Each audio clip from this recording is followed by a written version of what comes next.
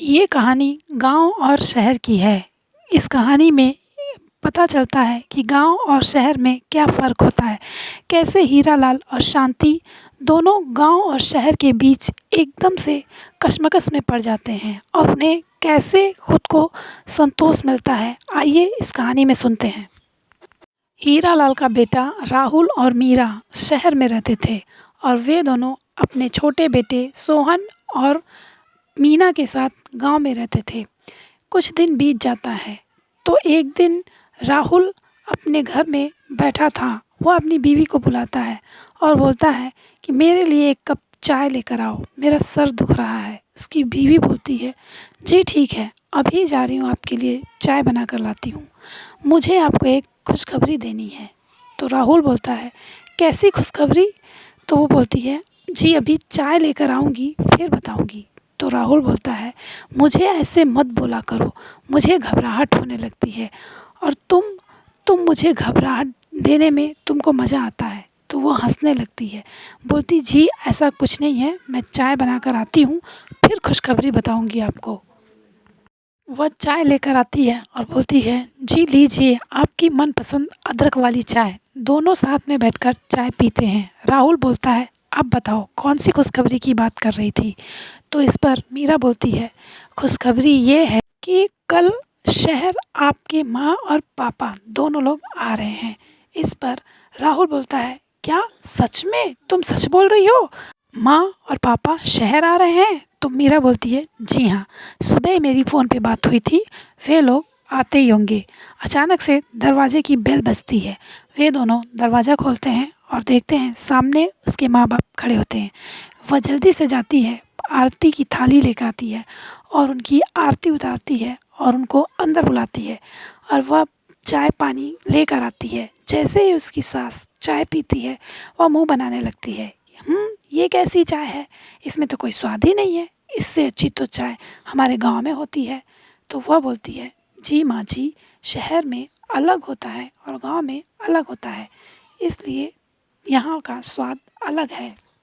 चाय पीने के बाद वे दोनों नहाने के लिए बाथरूम में जाते हैं। जैसे ही बाथरूम में जाते हैं देखते हैं कि शावर से पानी गिर रहा था और नल से पानी अपने आप गिर रहा था। वे देखकर एकदम हैरान हो जाते हैं, अरे वाह, यहाँ तो अपने आप पानी गिर रहा है, कुछ करने की ज़रूरत ही नहीं पड़ रही है। हमारे गांव में तो कुएं से पानी भरना पड़ता है, उसके बाद नहाना पड़ता है। तो राहुल बोलता है, माँ पापा, यहाँ पर यह सब ऐसे ही होता है, अब जल्दी जल्दी आप लोग नहा लीजिए और फ्रेश हो जाइए। वे दोनों नहाकर बाहर आते हैं तो उसकी बहू जल्दी से उनके लिए नाश्ता तैयार करके लाती है। जैसे ही वे खाना खाते हैं उसके खाने के बारे में फिर से वे लोग नुक्सा निकालते हैं और बोलते हैं, ये क्या खाना है, इसमें कोई स्वाद ही नहीं है, इससे तो अच्छा हमारे गांव में होता है। किसी तरह करके वे सब खाना खा लेते हैं और फिर सोने के लिए कमरे में चले जाते हैं। वहाँ पर एसी बंद था, पंखा बंद था। कुछ देर के बाद दोनों को एकदम पसीना आने लगता है। मीरा आती है और बोलती है, अरे माँ जी, पापा जी, आप लोगों ने एसी ऑन नहीं किया? तो वे बोलते हैं कि हमें लगा अपने आप चालू हो जाएगा। तो वो हंसने लगती है, बोलती, नहीं, इसे ऑन करना पड़ता है। और एसी जैसे ही ऑन करती है ठंडी हवा का झोंका आने लगता है और दोनों एकदम ठंडी हवा में सो जाते हैं। सुबह होती है तो वे दोनों बोलते हैं, इससे अच्छी ताज़ी हवा तो हमारे गांव में मिलती थी, यहाँ तो ताज़ी हवा का कोई दूर दूर तक लेना देना ही नहीं है। दोनों सुबह सुबह बाहर निकल जाते हैं ताज़ी हवा खाने के लिए, पर वे वहाँ भी जाकर बोलते हैं, यहाँ पे हम लोग ताज़ी हवा खाने आए थे और ये धुएं से भरी हवा हमारे और अंदर जाकर हमें और भी ज़्यादा ख़राब कर देगी। दोनों वापस घर आ जाते हैं और घर पे आकर मीरा से बोलते हैं, यहाँ तो ताज़ी हवा का कोई लेना देना ही नहीं है, दूर दूर तक धुएं से भरी हवा चारों तरफ चल रही है। तो मीरा बोलती है, पापा जी, माँ जी, ये शहर है, यहाँ पे दिन रात हमेशा काम होता रहता है, इसलिए काम की वजह से यहाँ की जलवायु ऐसी हो गई है। फिर रात हो जाती है, दोनों सोने जाते हैं और रात को उनकी नींद भी नहीं पूरी होती। गाड़ियों की आवाज़ सुन सुन के वे उठ उठ के बैठ जाते हैं। सुबह में मीरा पूछती है, माँ जी, रात कैसी गुजरी? तो बोलती, क्या गुजरी रात, रात भर तो सो ही नहीं पाए, इससे अच्छी नींद तो हमारे गांव में मिलती थी। हर बार गांव शहर का नाम सुन सुन के मीरा और राहुल दोनों पक गए थे। वे अब चिड़चिड़ा हो रहे थे। दोनों बोल रहे थे, माँ जी आपको एडजस्ट करना पड़ेगा, गांव का माहौल शहर का माहौल अलग होता है। दूसरे दिन मीरा के सास ससुर बोलते हैं, अब हम यहाँ नहीं रहेंगे, हम अपने गांव ही जाएंगे, हमें वहीं पर आराम था।